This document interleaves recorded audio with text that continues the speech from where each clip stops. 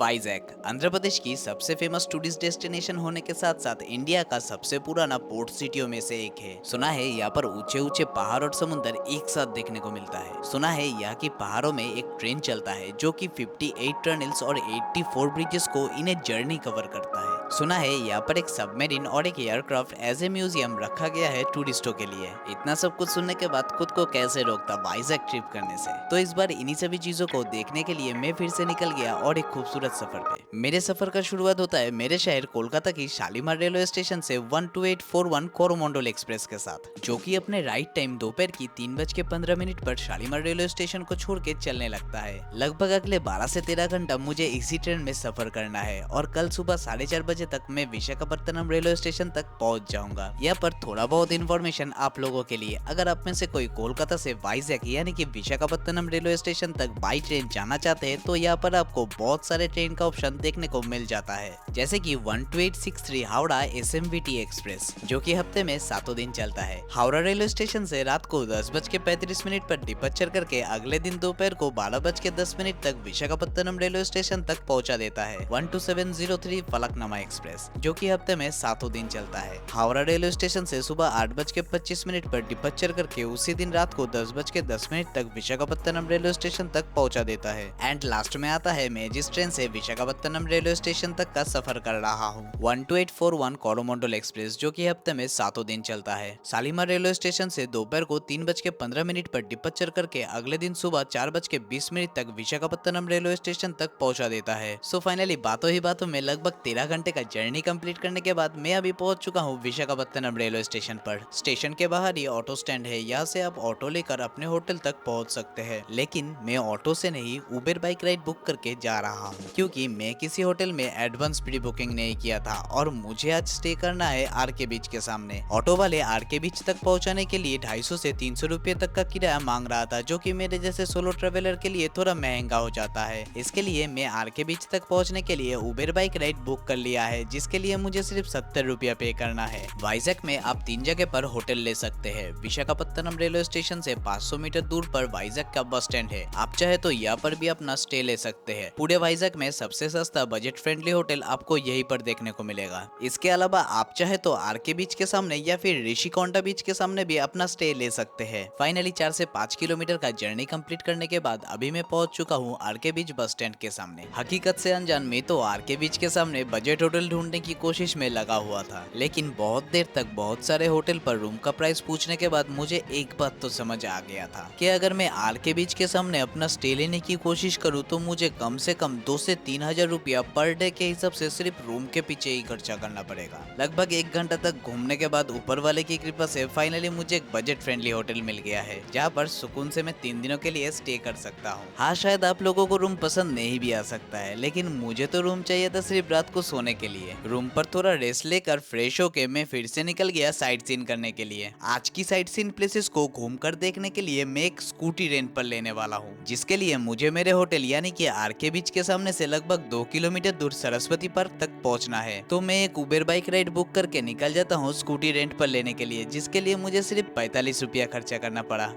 तो फिलहाल आज के लिए मैं एक स्कूटी रेंट पे ले रहा हूँ, क्योंकि आज तो कुछ जगह घूमने जाने का प्लान है। कहाँ घूमने जा रहा हूँ वो तो आपको आगे ही पता चल ही जाएगा। तो पहले आपको बाइक और स्कूटी का रेंट लेने का जो डिटेलिंग है वो डिटेलिंग थोड़ा मैं आपको बता देता हूँ। मैं जहाँ से ले रहा हूँ जगह का नाम है सरस्वती पार्क। ये जो सामने जो आप पार्क देख रहे हैं ये इसका नाम है सरस्वती पार्क, और ठीक ऑपोजिट साइड में ही बाइक रेंट करके एक शॉप है एंड सर ऑनर है, इनके पास से ही मैंने बाइक रेंट पे लिया है। इधर प्राइस कैसा क्या रहता है स्कूटी का? एक दिन का 500 रुपया। 500 रुपया एक दिन का। और बाइक के लिए? बाइक का अलग अलग मॉडल का अलग अलग प्राइस है। 700 रुपये से स्टार्टिंग होता है। 700 से हायर कितना जाता है? तो मेरे पास 1500 रुपये तक। 1500। क्या बुलेट? बुलेट नहीं है, हंटर हंटर है। ड्यूक, अच्छा, ड्यूक 200 हंटर ऐसा मिलेगा। अच्छा। और का 1200 रुपये। और आप जो एक बोल रहे थे कि 600 रुपये में फुल पेट्रोल करके देते हैं, ये उसका थोड़ा अलग अलग कस्टमर ऐसा पूछते हैं ना, सारे लोगों को ये आसपास पेट्रोल पंप कहाँ पे मालूम नहीं होता है ना, वही अलग मॉडल का आपका मैं फुल टैंक प्रोवाइड करता हूँ, फिर वापस फुल टैंक देता हूँ। अच्छा, उसके लिए 600 रुपया, 100 रुपया जस्ट अलग से मॉडल चेंज होता है ना। हाँ। वही 700 वाला मैं फुल टैंक देता हूँ, 800 वाला मैं फुल टैंक देता हूँ। अच्छा, वही है, कस्टमर चूज करने पर। तो चलिए, तो फिर आपको जो इतना डिटेल्स देना था दे दिया। सर का कॉन्टैक्ट नंबर मैं स्क्रीन पे दे दूंगा, अगर आपको कभी ज़रूरत पड़े तो आप आ सकते हैं या से ले सकते हैं। किसी भी ट्रैवल एजेंट वाले के पास से बाइक या फिर स्कूटी रेंट पर लेने के टाइम पर एक 360 वीडियो बना लीजिएगा जरूर। अगर ट्रैवल एजेंट वाला बाइक या फिर स्कूटी रिटर्न लेने के टाइम पर आपको ब्लेम करता है कि आपने बाइक या फिर स्कूटी में किसी भी तरीके का डैमेज किया है, तब आप वीडियो के माध्यम से ये प्रूव कर सकते हैं कि आप बाइक में किसी भी तरीके का डैमेज किया है या नहीं। तो बाइक की वीडियो बनाने के बाद मैं निकल गया आज की साइट सीन प्लेसेस में मेरा पहला डेस्टिनेशन सीमाचलम टेम्पल की तरफ, जो कि यहाँ से लगभग 20 किलोमीटर की दूरी पर है। यहाँ पर साइट सीन से रिलेटेड कुछ इन्फॉर्मेशन आप सभी के लिए। आप चाहे तो किसी ट्रैवल एजेंट वाले के पास से साइट सीन का पैकेज खुद ही बुक कर सकते हैं, या फिर आप जिस होटल पर अपना स्टे ले रहे हैं वहीं पर ऑटो या फिर गाड़ी के लिए बोल सकते हैं। होटल वाले आपको ऑटो या फिर गाड़ी अरेंज करवा देता है। मैं जिस होटल पर रुका था वहाँ पर साइट सीन के लिए गाड़ी का प्राइस कुछ ऐसा था। पहले 10 से 12 किलोमीटर भाईजैक शहर की जैम से मैं थोड़ा परेशान हो चुका था। मुझे इस टाइम तक पता भी नहीं था कि मैं आगे बहुत ही खूबसूरत नजारा आज देखने वाला हूँ। कुछ देर बाद जब स्कूटी चलाते चलाते रोड के सामने पहाड़ नजर आया, तब जाकर मेरे मन को कहीं पर शांति मिला। बहुत दिनों से मेरे मन में एक ख्वाहिश था कि मैं किसी ऐसे जगह पर ट्रेवल करूं जहां पर मुझे पहाड़ों में बाइक चलाने का भी मजा मिले, साथ ही साथ समुद्र का नजारा भी देखने को मिले। वाइजैक ट्रिप में शायद मेरा ये ख्वाहिश पूरा हो जाएगा।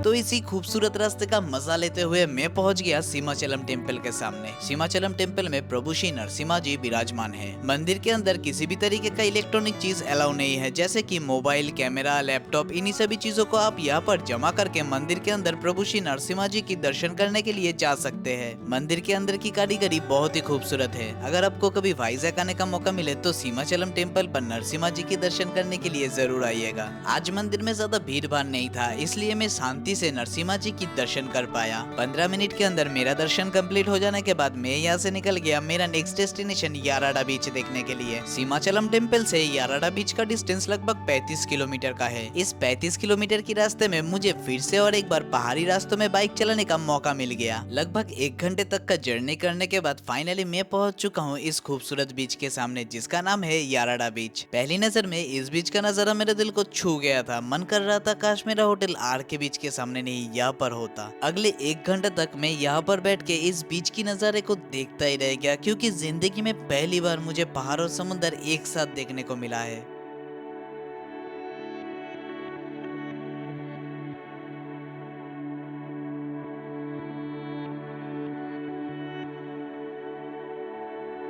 लेकिन यहाँ पर मुझे एक चीज बहुत ही बुरा लगा। शायद हमारे जैसे ही कुछ इंसान, जिन्हें मैं ट्रैवलर नहीं कह सकता हूँ, यहाँ पर आकर यहाँ की खूबसूरती को कूड़ा कचरा फेंक के बर्बाद कर रहा है। जो भी हो, अगर आप यहाँ पर आते हैं तो इस आंटी से यहाँ की लोकल सी फूड ट्राई करना मत भूलिएगा। हाँ, साथ में और एक रिक्वेस्ट, मच्छी फ्राई खाने के बाद में प्लेट को डस्टबिन में फेंक के जाइएगा प्लीज। याराडा बीच को अलविदा बोलकर मैं यहाँ से निकल गया मेरे इस खूबसूरत सफर की next destination dolphin nose lighthouse देखने के लिए। डॉल्फिन नोज लाइट हाउस जाने का रास्ता बहुत ही खूबसूरत है, क्योंकि ये रास्ता कुछ देर तक तो समुद्र के साथ साथ ही चलता है। उसके बाद एक मोड़ ऐसा आया जहाँ पर मैं समुद्र के पास वाले रास्ते को छोड़ के पहाड़ी रास्तों में फिर से स्कूटी चलाने लगा। याराडा बीच से डॉल्फिन नोज लाइट हाउस का डिस्टेंस लगभग 4.5 से 5 किलोमीटर का है।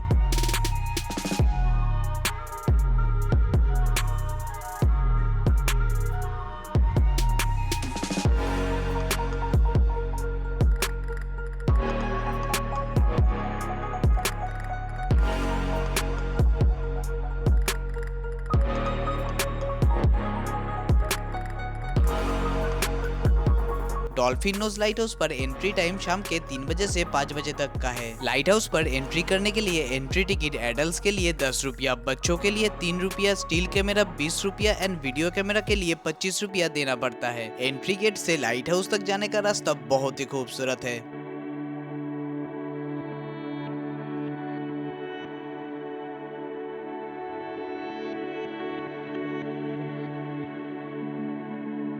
थोड़ा बहुत सीढ़ियाँ चढ़ के ऊपर जाने के बाद का नजारा शायद आपको मेरे फेस का एक्सप्रेशन देख के पता चल ही चुका है।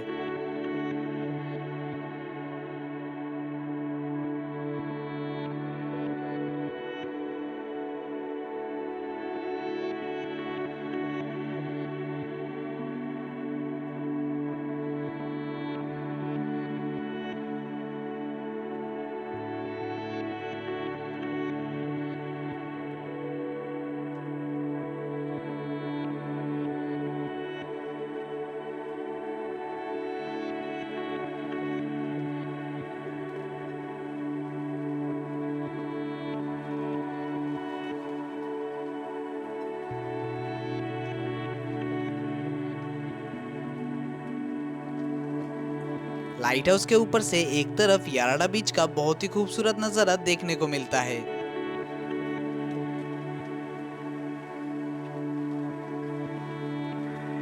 वहीं दूसरी तरफ से वाइजैक का पोर्ट सिटी देखने को मिलता है। लगभग 15 से 20 मिनट तक इस नज़ारे को देखने के बाद मैं यहाँ से चला आया आर के बीच के सामने रियल सबमरीन देखने के लिए। INS कुर्सुरा S20 को इंडियन नेवी में शामिल किया गया था 18 दिसंबर 1969 को। 31 इयर्स तक इंडियन नेवी को अपना सर्विस देने के बाद 27 फरवरी 2001 को इसे रिटायर कर दिया गया। यह इंडिया का चौथा डीजल इलेक्ट्रिक सबमरीन था।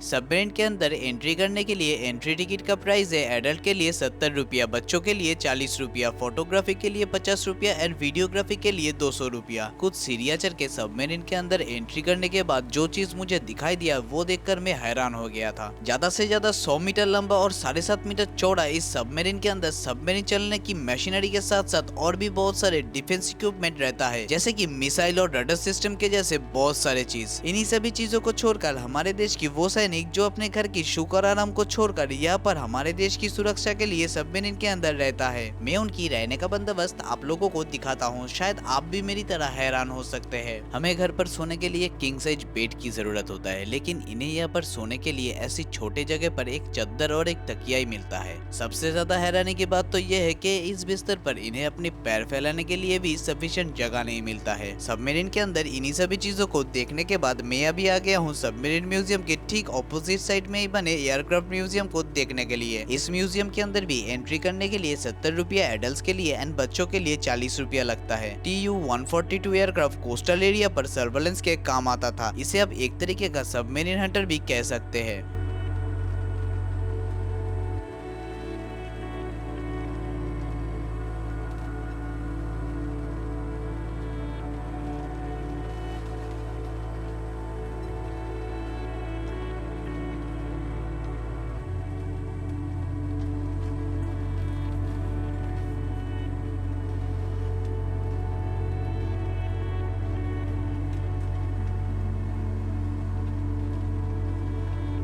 अगर आप भी कभी वाइजैक पर घूमने के लिए आते हैं तो ये दो म्यूजियम घूमना मत भूलिएगा। तो इन्हीं सभी फेमस टूरिस्ट प्लेसेस को घूमते हुए मेरे वाइजैक ट्रिप का पहला दिन यहीं पर समाप्त होता है। आपको मेरे वाइजैक सीरीज का पहला वीडियो कैसा लगा कमेंट सेक्शन में बताइएगा जरूर। अगर मुझसे कोई टॉपिक छूट गया है तो मुझे कमेंट सेक्शन में पूछ सकते हैं, मैं आप सभी को रिस्पॉन्स जरूर करूंगा। तो मिलते हैं वाइजैक सीरीज की दूसरे वीडियो पर, जहाँ पर मैं बिमली बीच के जैसे खूबसूरत बीच पर घूमने के साथ साथ कैलाशगिरी पहाड़ के ऊपर टॉय ट्रेन जर्नी और भी बहुत सारे फेमस टूरिस्ट प्लेसेस को आप सभी के साथ शेयर करने वाला हूँ, जिसका लिंक ऑलरेडी आपके मोबाइल स्क्रीन पर आ चुका है। तो जल्दी से आ जाइए वाइजैक सीरीज की दूसरे वीडियो पर।